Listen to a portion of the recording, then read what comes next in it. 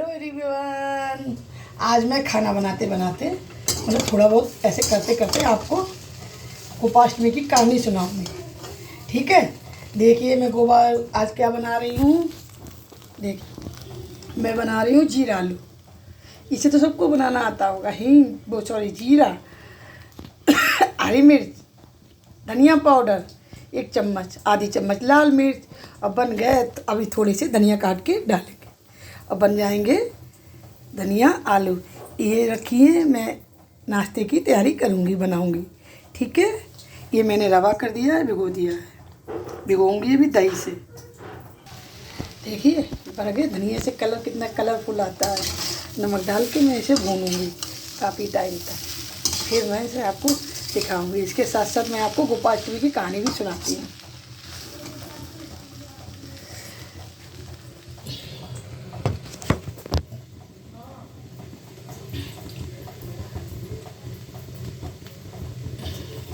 गोपाष्टमी की कहानी क्या है, क्या मैं बताती हूँ। ऐसे गोपाष्टमी क्यों मनाई जाती है? गोपाष्टमी को किसकी पूजा होती है? कामधेनु की और लड्डू गोपाल की। हमारे प्यारे राधे कृष्णा, बोलो राधे कृष्णा की जय, बोलो गोपाष्टमी की जय, बोलो कामधेनु माता की जय, बोलो राधे कृष्णा की जय, सभी देवी देवताओं की जय, बोलो गणपति बप्पा की जय। अच्छा, भगवद गीता पुराण के अनुसार श्री कृष्ण जब 5 साल के हुए थे तब उनका भी मन किया कि वो ना गायों को चराएं। वो मम्मी के पास, अपनी मतलब यशोदा मैया के पास गए। उन्होंने बोला, मैया मैया मैया मैया मैं ना गैया चढ़ाऊँगा। तब यशोदा मैया ने कहा, नहीं बेटा, आप गाय नहीं चरा सकते। तब उन्होंने कहा, क्यों नहीं चरा सकते मैं? तब उन्होंने बोला, बेटा आप गाय चराओगे तो आप अभी गाय चराने के लिए छोटे हो, आप बछड़े ही चढ़ाओ। पर उन्होंने बात नहीं मानी। उन्होंने हट किया, नहीं मैया मुझे तो गाय चरानी है, मुझे बछड़े नहीं चढ़ाने। तो उन्होंने कहा, ठीक है, जाओ अपने पापा से, मतलब नंद बाबा से पूछ लो। वो नंद बाबा के पास गए। उन्होंने कहा, नंद बाबा मैं गैया चराऊँगा। तो नंद बाबा ने कहा, बेटा अभी आप बछड़े ही चढ़ाओ, अभी आप छोटे हो, 5 साल के हो। तब उन्होंने कहा, नहीं, वो हट करने लगे, नहीं मैं गाय ही चढ़ाऊँगा। तब उन्होंने कहा, ठीक है, मैं पंडित को बुलवा कर शुभ मुहूर्त, पहले क्या था, कोई भी काम कराया जाता तो शुभ मुहूर्त पंडित जी से। आजकल तो सब आप जानते हो, मतलब थोड़ा सा हम कहना नहीं चाहते, जो आप समझ रहे हो, लेकिन पहले सब सच था। वो पंडित जी को उठा के बुलाकर उन्होंने कहा, ठीक है, मैं पंडित जी को बुलाता हूँ, मुहूर्त निकलवाता हूँ, तब आप गैया चढ़ाना शुरू करना। उन्होंने पंडित जी को बुलाया। जैसे ही पंडित जी को बुलाया, पंडित जी ने मुहूर्त देखा। तब पंडित जी अचंभे होकर बोले, हे नंद बाबा, मुहूर्त तो आज ही का है, इसके 1 साल के बाद मुहूर्त है ही नहीं, 1 साल तक। तब नंद बाबा ने सोचा, अब क्या कर सकते हैं। नंद लाला तो जिद कर रहे हैं। उन्होंने कहा, मुझे आज ही गाय चरानी है। तब उन्होंने पंडित जी से कहा, चलिए आज ही विधि प्रारंभ करिए।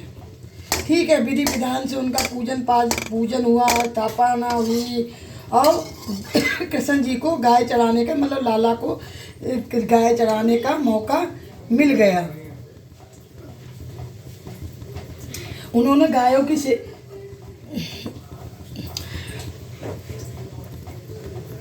फिर क्या हुआ, धूमधाम से चारण की, उनके चढ़ाने की सब पूजा हुई। शुभ मुहूर्त में उनकी पूजा करवाई गई। फिर कृष्णा ने गाय चराना शुरू कर दिया। फिर क्या हुआ, गाय को चराने के लिए जब कृष्ण जी जा रहे थे, तब उनकी मैया ने कहा, मैया बेटा लाला आप जूते पहन लो, अब नंगे पैर क्यों हो? तब उन्होंने कहा, मैया जूते तो मैं तब पहन लूँ जब आप मेरी गैया को भी जूते पहनाओ, हो सके तो उनको भी जूते पहनाओ। जब मेरी गैया नंगी चल रही हैं तो मैं क्यों नंगा चलूँ, मैं क्यों चप्पल पहनूँ? यही कहते हुए किशन जी नंगे पैर अपनी गैया को चराने के लिए चल दिए।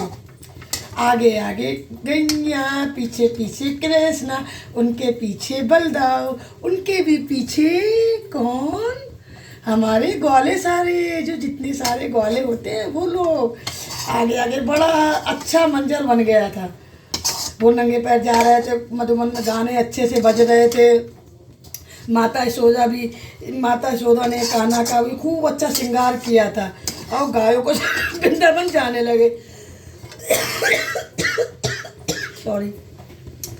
अपने अपने धाम में वो लोग अच्छे अच्छे पीछे बांसुरी बजाते हुए कृष्ण जा रहे थे। गैया उनकी बांसुरी में मग्न आराम से झूम रही थी, चल रही थी।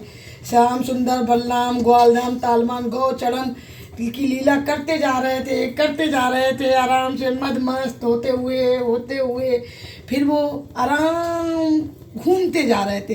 फिर क्या हुआ, उन्होंने भगवान कृष्ण ने अति गौ चरण में ग्वाल बालों ने ताल बांधे, उनसे गोविंद गोविंद कहने लगे। गोविंद, तभी से उनका नाम गोविंद पड़ा।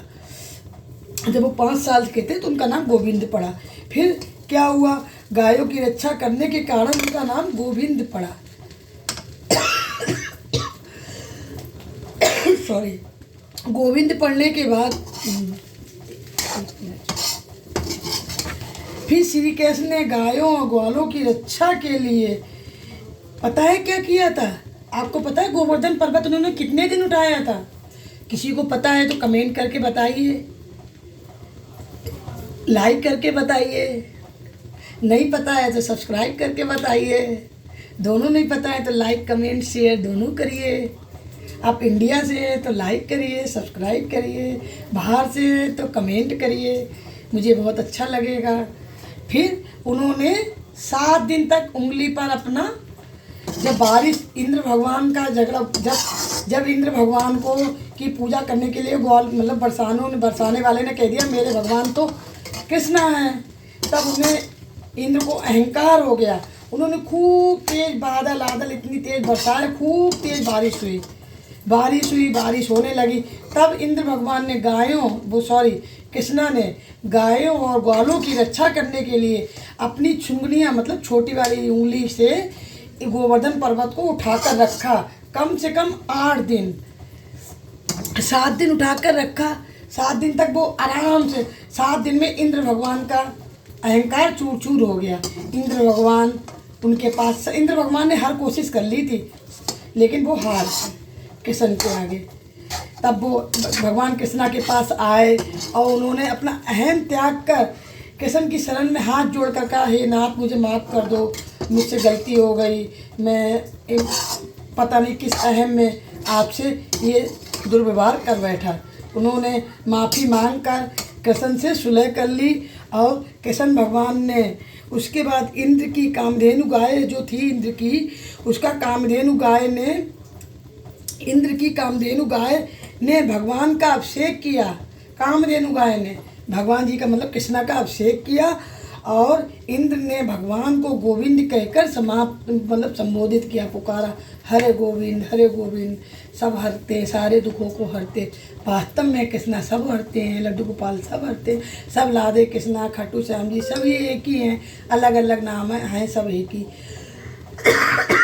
तो बोलो श्री हरि विष्णु की जय, बोलो लक्ष्मी नारायण की जय। ये थी गोपाष्टमी की कथा। मतलब ग्वालों के साथ कृष्णा ग्वालबार बनकर अपनी गायों को चराते थे। इस तरह से गोपाष्टमी की कथा हो गई। उस दिन अष्टमी थी, अष्टमी के दिन उन्होंने गायें चराना शुरू किया था, इसलिए उस दिन गोपाष्टमी मनाई जाती है कामधेनु के नाम से। कामधेनु। और 8वें ही दिन ये भी है, 8वें जब इंद्र का और बरसानों वालों का झगड़ा हुआ तो 8वें ही दिन क्या बोलते हैं, उनकी सुलह भी 8वें ही दिन हुई, तो इसलिए अष्टमी गोपाष्टमी मनाई जाती है। बोलो कृष्णा भगवान की जय, राधा कृष्णा की जय। ठीक है, रेनू की मौज मस्ती में आने के लिए धन्यवाद। आपको अच्छा लगा हो, मेरी कहानी पसंद आई हो, मेरा स्टाइल अच्छा लगा हो तो मेरे चैनल पे आइए, विजिट करिए, मेरे को सपोर्ट करिए, लाइक करिए, सब्सक्राइब करिए, कमेंट करिए और रेनू मौज मस्ती को खूब ऊपर तक ले जाइए। मैं आपकी आभारी रहूँगी। रेनू की मौज मस्ती के लिए नमस्कार, bye bye, Radhe Krishna, Radhe Radhe, love you guys, subscribe करिए, बाय बाय।